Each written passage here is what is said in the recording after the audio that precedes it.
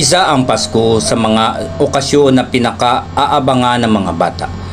Espesyal ang araw na iyon para sa mga bata, lalo na kaugalian na ito ng maraming Pilipino, ang ipagdiwang ang Pasko at ang paniniwala kay Santa Claus na nagmula pa raw sa North Pole at nagbibigay ng mga regalo sa mga mababait na bata. Kaya naman si Marta ay pinilit niyang maging mabuting bata dahil excited siya sa papalapit na Pasko.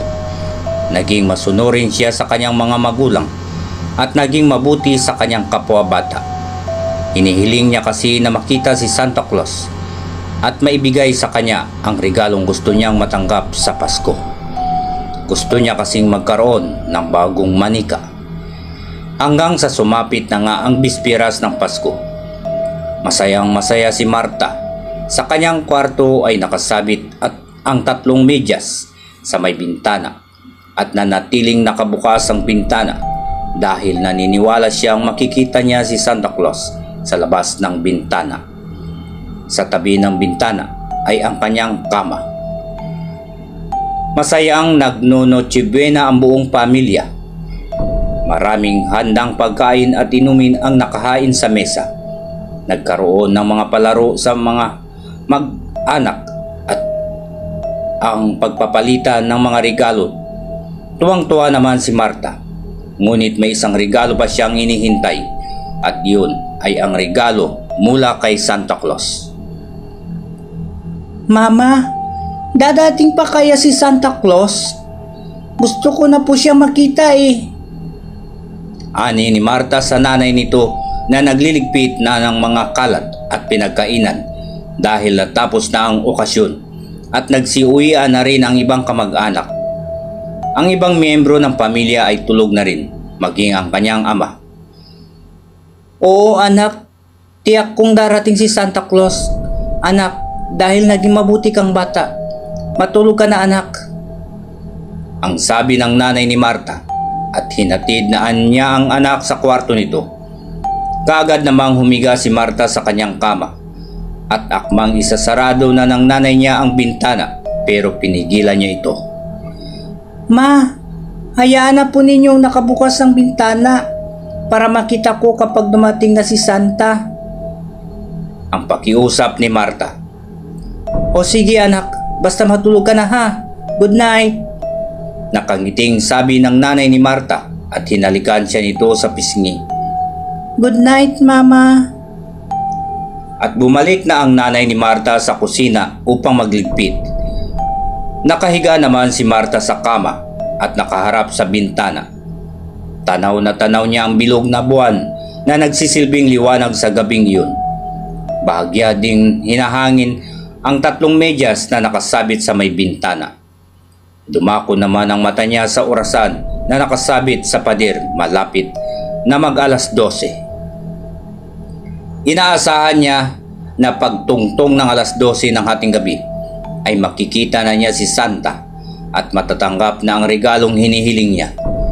Ilang minuto na lang ang kanyang hihintayin at pilit niyang nilalabanan ang antok na nadarama. Panay ang kanyang hikab, ngunit pinilit niyang idilat ang mga mata habang nakatingin sa labas ng bintana.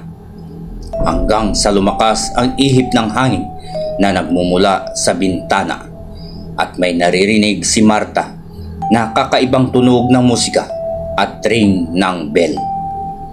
Kaagad siyang bumalikwas ng bangon at lumapit sa bintana. Sumilip siya sa labas at mas lalong lumalakas ang ringing ng bell na kanyang naririnig. At maya-maya ay may malakas na kalabog na narinig si Marta na para bang mayroong bumangga sa pader malapit sa bintana.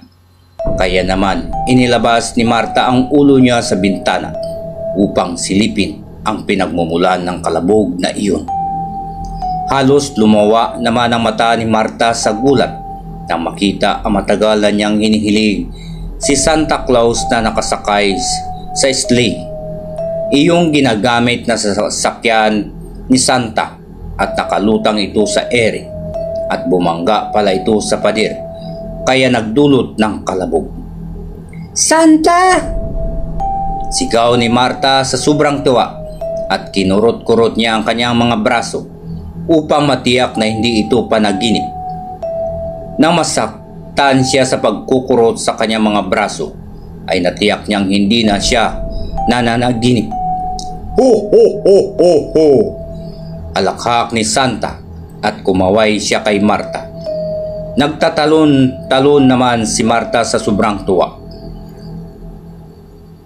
Gusto mo bang sumama?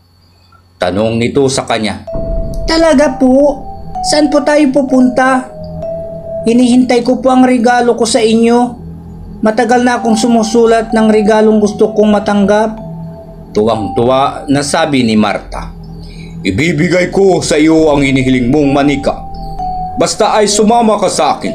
At napansin ni Marta sa sleigh ni Santa ay mayroong malaking lalagyan doon na kulay pula at parang punong-puno yun ng laman.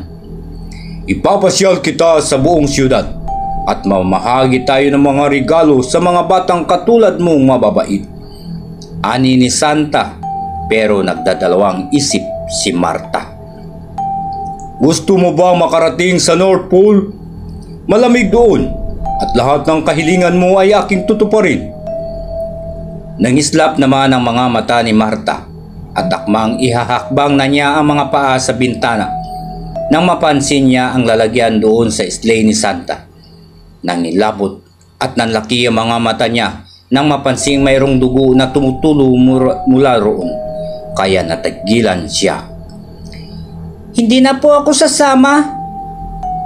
Natatakot na sabi ni Marta at unti-unti siyang napatras. Bigla ay nagbago ang reaksyon ni Santa. Kanina ay nakangiti ito, ngunit napalitan iyon ng galit na ekspresyon. Sumama ka! Sigaw ni Santa na parang demonyo at naging pula ang mga mata nito. Lumabas ang matatalas nito mga ngipin at hinawakan si Marta ng mahigpit sa kanyang braso at pilit siya nitong hinihila palabas ng bintana. Bitawan niyo ako! Bitawan niyo ako! Hindi po ako sasama sa inyo! Hindi ko iwan sila mama at papa! Sigaw ni Marta habang umiiyak. Pero humalakhak lang ang nakakakilabot si Santa at pilit pa rin siya nitong hinihila.